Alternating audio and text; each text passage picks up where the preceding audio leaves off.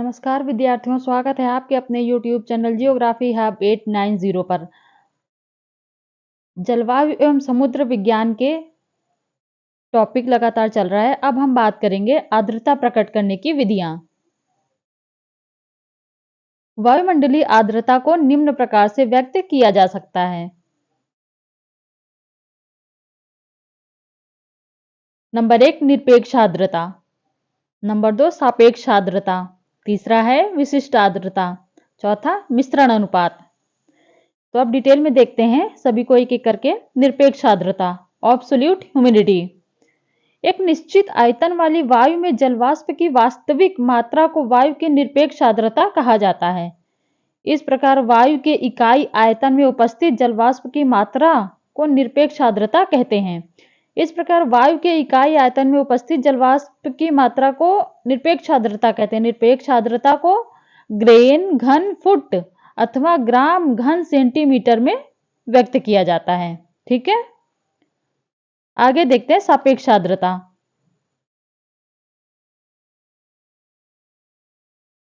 सापेक्ष आर्द्रता, relative humidity, किसी निश्चित वायु दाब और तापमान पर वायु के निश्चित आयतन में उपस्थित जलवाष्प की मात्रा के अनुपात को उस वायु की सापेक्ष अथवा आपेक्षिक आर्द्रता कहते हैं। दूसरे शब्दों में किसी वायु के वास्तविक वाष्प दाब तथा संतृप्त वाष्प दाब के अनुपात को सापेक्ष आर्द्रता कहा जाता है, जिसे निम्नलिखित समीकरण द्वारा प्रकट किया जाता है। समीकरण क्या है? सापेक्ष आर्द्रता माइनस वायु में उपस्थित जलवाष्प की मात्रा बटे वायु को संतृप्त करने हेतु तो आवश्यक जलवाष्प की मात्रा।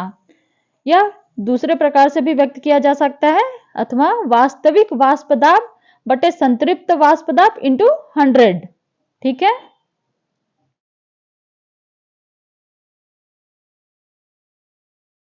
सापेक्ष आर्द्रता के द्वारा वाष्पीकरण की मात्रा तथा दर निर्धारित होती है। सापेक्ष आर्द्रता तथा वाष्पन की तीव्रता में घनिष्ठ संबंध होने से वनस्पतियों तथा प्राणियों के शरीर से आर्द्रता एवं तापमान के विसर्जन की दर निर्धारित होती है। इस प्रकार सापेक्ष आर्द्रता जलवायु का एक अत्यधिक महत्वपूर्ण कारक है। सापेक्ष आर्द्रता का प्रादेशिक वितरण देखते हैं। धरातल पर आपेक्षिक आर्द्रता की अधिकतम मात्रा विषुवत रेखीय प्रदेशों में पाई जाती है। ठीक है, यहां से उपोष्ण कटिबंधीय उच्च वायुदाब पेटियों की ओर सापेक्ष आर्द्रता की मात्रा में निरंतर कमी पाई जाती है। इसकी न्यूनतम मात्रा वस्तुतः कर्क एवं मकर रेखाओं के आसपास अंकित की जाती है। यद्यपि विषुवत रेखीय प्रदेशों से ध्रुवों की ओर, यानी ये रहा विषुवत रेखीय और ये ध्रुवों की ओर, ठीक है, वायु में जलवाष्प की मात्रा निश्चित रूप से कम होती जाती है, उसमें कमी आती जाती है। तथापि तापमान में गिरावट के फलस्वरूप उपोष्ण कटिबंधीय क्षेत्रों से ध्रुवों की ओर सापेक्ष आर्द्रता पुनः घटती जाती है। ज्ञातव्य है कि जल की अपेक्षा स्थल पर आप सापेक्ष आर्द्रता कम होती है, जल में अधिक होती है और स्थल पर कम होती है तुलनात्मक रूप से। इसलिए उत्तरी गोलार्ध के उच्च अक्षांशीय क्षेत्रों में स्थल खंडों की प्रधानता के कारण दक्षिणी गोलार्ध के इन्हीं अक्षांशों की अपेक्षा सापेक्ष आर्द्रता की मात्रा कम होती है, क्योंकि उत्तरी गोलार्ध में अधिकतर महाद्वीप हैं और स्थलीय खंड है और दक्षिण में महासागर है, तो इसलिए उत्तर में कम पाई जाती है आर्द्रता। इसका मुख्य कारण महाद्वीपीय प्रभाव है। ये देखिए ना, जुलाई में अधिकतम एवं न्यूनतम सापेक्ष आर्द्रता की मात्रा कम होती है। इसका मुख्य कारण महाद्वीपीय प्रभाव है। जुलाई में अधिकतम एवं न्यूनतम सापेक्ष आर्द्रता की पेटियां उत्तर की ओर तथा जनवरी में दक्षिण की ओर विस्थापित हो जाती हैं। इन पेटियों के स्थानांतरण का संबंध तापमान की पेटियों के विस्थापन से होता है। ये देखिए डायग्राम में दिखाया गया है। ये सापेक्ष आर्द्रता प्रतिशत में यहां व्यक्त की गई है।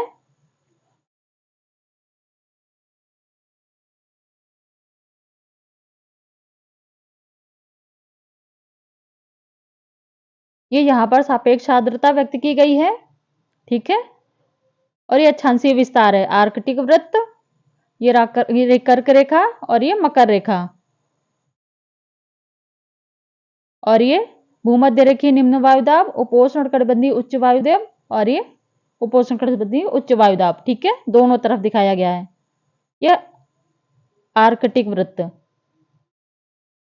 ये रहा उत्तरी गोलार्ध और इधर दक्षिणी गोलार्ध दिखाया गया। ठीक है, अब आगे चलते हैं। और ये आर्द्रता की मात्रा दर्शाई गई, कहां पर उच्च है कहां पर निम्न है। ठीक है, अति आर्द्र देखिए भूमध्य रेखी में है, फिर यहां पर शुष्क दोनों तरफ, फिर आगे बढ़ रही है। क्लियर, अब आगे चलते हैं। सापेक्ष आर्द्रता का मौसमी एवं दैनिक वितरण। विषुवत रेखा से कर्क तथा मकर रेखाओं के मध्य स्थित भूभागों में प्रत्येक अक्षांश रेखा पर शीत ऋतु की अपेक्षा ग्रीष्म ऋतु में औसत सापेक्ष आर्द्रता अधिक होती है। इसका मुख्य कारण शीतकाल में महाद्वीपों के तापमान में अत्यधिक कमी होना है। महाद्वीपों के ऊपर की वायु की सापेक्ष आर्द्रता पर जलवाष्प की वास्तविक मात्रा की तुलना में तापमान का अधिक नियंत्रण होता है। अतः स्थल खंडों पर ग्रीष्म ऋतु में सापेक्ष आर्द्रता न्यूनतम तथा शीत ऋतु की अपेक्षा सापेक्ष आर्द्रता अधिक रहती है, क्योंकि इस समय समुद्र से वाष्प से भरी हुई हवाएं स्थल खंडों की ओर चलती हैं। ठीक है, सापेक्ष आर्द्रता में दैनिक परिवर्तन भी होता है। प्रातःकाल तापमान कम होने के कारण सापेक्ष आर्द्रता अधिक रहती है, किंतु इसके विपरीत अपराह्न मतलब दोपहर में तापमान ऊंचा होने के कारण सापेक्ष आर्द्रता में न्यूनता अंकित की जाती है। जैसे जैसे तापमान दोपहर होती दिन चढ़ता जाता है तो वैसे वैसे आर्द्रता भी कम होती जाती है। अब देखते हैं विशिष्ट आर्द्रता, स्पेसिफिक ह्यूमिडिटी। वायु के इकाई संहति यूनिट मास तथा उसमें उपस्थित जलवाष्प की संहति मास के अनुपात को विशिष्ट आर्द्रता कहते हैं। इस विधि के द्वारा प्रति किलोग्राम आर्द्र वायु में जलवाष्प की वास्तविक मात्रा को ग्राम में व्यक्त किया जाता है। यदि 1 किलोग्राम वायु में जलवाष्प की मात्रा 10 ग्राम है तो उसकी विशिष्ट आर्द्रता 10 ग्राम प्रति किलोग्राम होगी। वायु की विशिष्ट आर्द्रता उसके वाष्प दाब का समानुपाती तथा वायु दाब का विलोमानुपाती होती है। ठीक है, विपरीत संबंध। फिर से एक बार इस लाइन को देखिए, वायु की विशिष्ट आर्द्रता उसके वाष्प दाब का समानुपाती तथा वायु दाब का विलोमानुपाती होता है। अतः वायु में आयतन में वृद्धि तथा कमी का उसकी विशिष्ट आर्द्रता पर कोई प्रभाव नहीं पड़ता। विश्व के अधिकांश भागों में विशिष्ट आर्द्रता ग्रीष्म में अधिकतम तथा शीतकाल में न्यूनतम होती है। अब देखते हैं मिश्रण अनुपात, मिक्सिंग रेशियो। शुष्क वायु के प्रति इकाई भार एवं उसके वाष्प भार के अनुपात को मिश्रण अनुपात कहते हैं। साधारणतः विशिष्ट आर्द्रता एवं मिश्रण अनुपात में बहुत थोड़ा ही अंतर पाया जाता है। प्रति किलोग्राम शुष्क वायु में उपस्थित जलवाष्प को ग्राम में व्यक्त किया जाता है। यदि 1 किलोग्राम शुष्क वायु में जलवाष्प की मात्रा 12 ग्राम है तो इस प्रकार वाष्प युक्त आर्द्र वायु का कुल भार 1012 ग्राम हुआ। अब आर्द्रता का मापन, मेजरमेंट ऑफ ह्यूमिडिटी। किन यंत्रों से आर्द्रता को मापा जा सकता है, उन यंत्रों की चर्चा करते हैं। ये जो है NET-JRF में ये सारे क्वेश्चन जो आते हैं ऑब्जेक्टिव टाइप में, ये सब पूछा जाता है। ठीक है, और UPSC मेंस में भी पूछ सकते हैं। आर्द्रता मापन के लिए जिन यंत्रों का उपयोग किया जाता है उसे आर्द्रता मापी अथवा हाइग्रोमीटर्स कहते हैं। आर्द्रता मापी यंत्र अनेक प्रकार के होते हैं, जिनमें हेयर हाइग्रोमीटर, रासायनिक आर्द्रता मापी तथा औषांक आर्द्रता मापी विशेष उल्लेखनीय है, जो निम्नलिखित हैं।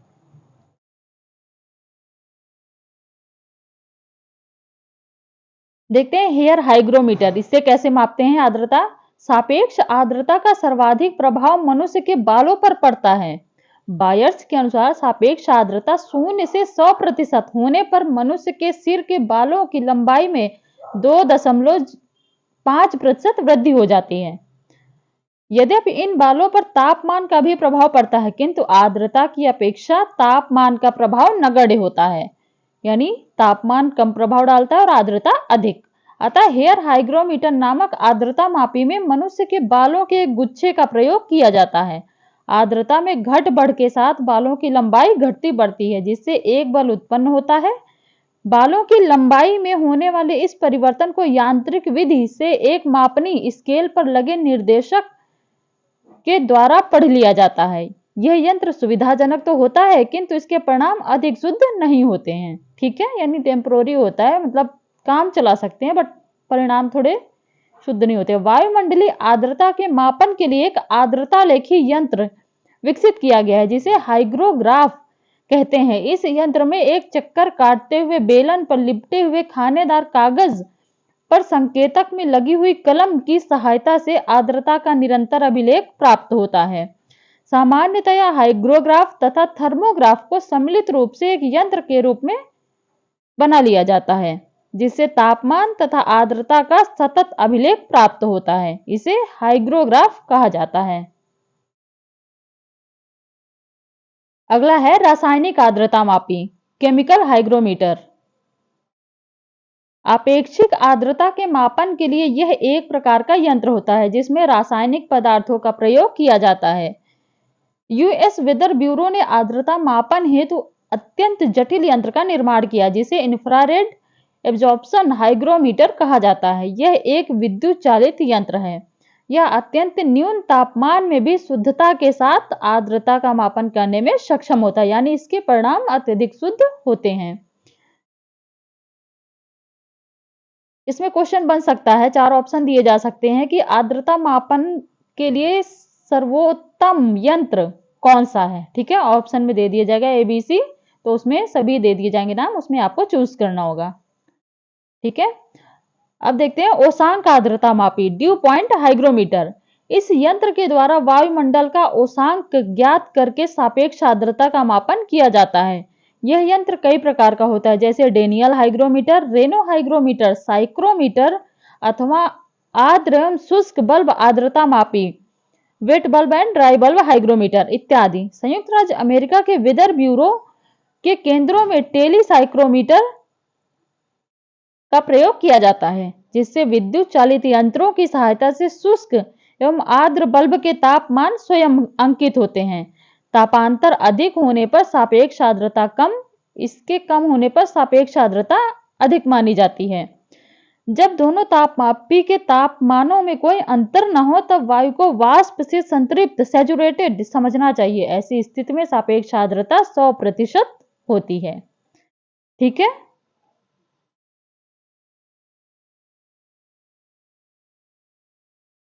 ये तो रहे आपके आर्द्रता मापी यंत्रों की चर्चा। ठीक है, अब देखते हैं जलवाष्प का संघनन, कंडेंसेशन ऑफ वाटर वेपर। संघनन के लिए आवश्यक शीतलन की प्रक्रियाएं, किन किन प्रकार से संघनन होता है तो उसको देखते हैं। क्रिचफील्ड ने वायुमंडल के शीतलन की प्रक्रियाओं का निम्न वर्गीकरण प्रस्तुत किया है। नंबर 1, रुद्धोष्म अथवा एडियाबेटिक प्रक्रियाएं, एडियाबेटिक प्रोसेस। ए, धरातल के निकट वायुमंडल के दाब में कमी होना जिसके फलस्वरूप कोहरा उत्पन्न होता है। जैसे ही वायुमंडल में दाब में कमी होगी कोहरा उत्पन्न होगा। दूसरा देखते हैं, आरोही वायु जो निम्नलिखित के द्वारा उत्पन्न होती है। संवहन वाताग्रों पर वायु राशियों अथवा पवन धाराओं का अभिसरण तथा पर्वतीय अवरोध से वायु का आरोहण। ठीक है, दूसरा है अरुद्धोष्म अथवा नॉन एडियाबेटिक प्रोसेस। इसमें क्या क्या है, विकिरण द्वारा ऊष्मा में कमी, चालन ठंडे धरातल पर पवन प्रवाह द्वारा ऊष्मा में कमी, तथा तीसरा है शीतल वायु के मिश्रण द्वारा ऊष्मा में कमी। इसमें देखते हैं, विकिरण चालन अथवा मिश्रण विधियों से उत्पन्न शीतलन का प्रभाव वायुमंडल की छिछली परत तक ही सीमित रहता है। शीतलन की इन विविध प्रक्रियाओं के फलस्वरूप ओस, कोहरा, तुषार, फ्रस्ट आदि की उत्पत्ति होती है। इसके विपरीत स्वतंत्र वायुमंडल में बड़े पैमाने पर संघनन होने के लिए जिससे व्यापक रूप से वृष्टि संभव हो सके, विस्तृत वायु राशियों का तापमान ओसांक से नीचे गिरना चाहिए। इसके लिए एडियाबेटिक प्रक्रियाएं सक्षम पाई गई हैं।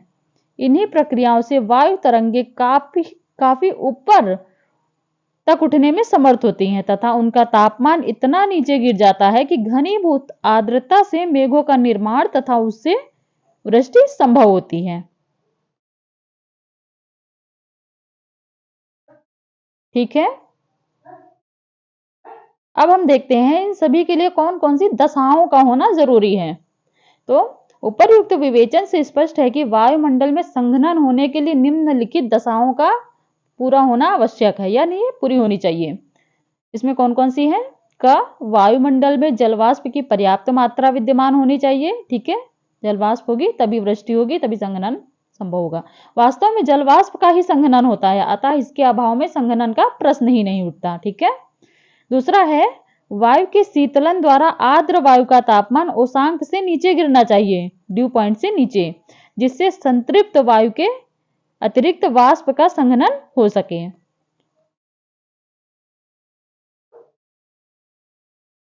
संघनन एवं जलग्राही नाभिक, कंडेंसेशन एंड हाइग्रोस्कोपिक न्यूक्लियी।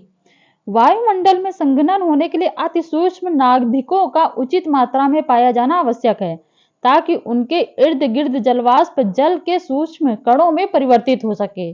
संघनन के लिए ऐसे नाभिकों का होना आवश्यक है जो जलग्राही हों। ऐसे जलग्राही नाभिक, कंडेंसेशन न्यूक्लियस, जो वायुमंडल में सामान्य रूप से पाए जाते हैं, वे निम्नलिखित हैं। कौन कौन से हैं? एक, समुद्री लवण जिसमें सोडियम क्लोराइड तथा मैग्नीशियम क्लोराइड सम्मिलित हैं। दूसरा, सल्फर डाइऑक्साइड जिसका ऑक्सीकरण होने से सल्फर ट्राइऑक्साइड बनता है, जो जल के साथ मिलकर गंधक का तेजाब बन जाता है। तीसरा, नाइट्रोजन के ऑक्साइड, विशेष रूप से नाइट्रिक ऑक्साइड। समुद्रों के जल के द्वारा वायुमंडल में नमक के अति सूक्ष्म कण उपलब्ध होते हैं। वायु के द्वारा उड़ाए जाने पर ये कण महाद्वीपों पर पहुंच जाते हैं। कल कारखानों की चिमनियों से निकला हुआ धुआं भी, जो कोयला अथवा खनिज तेल के जलने से निकलता है, वायुमंडल में जलग्राही नाभिकों की आपूर्ति करता है। ये सभी आवश्यक हैं। ठीक है, थोड़ी थोड़ी मात्रा में। अब हम अगले वीडियो में देखेंगे संघनन के विविध रूप, फॉर्म्स ऑफ कंडेंसेशन। तब तक के लिए धन्यवाद, थैंक यू। और इनसे संबंधित प्रश्नोत्तर भी लेकर आएंगे। ओके।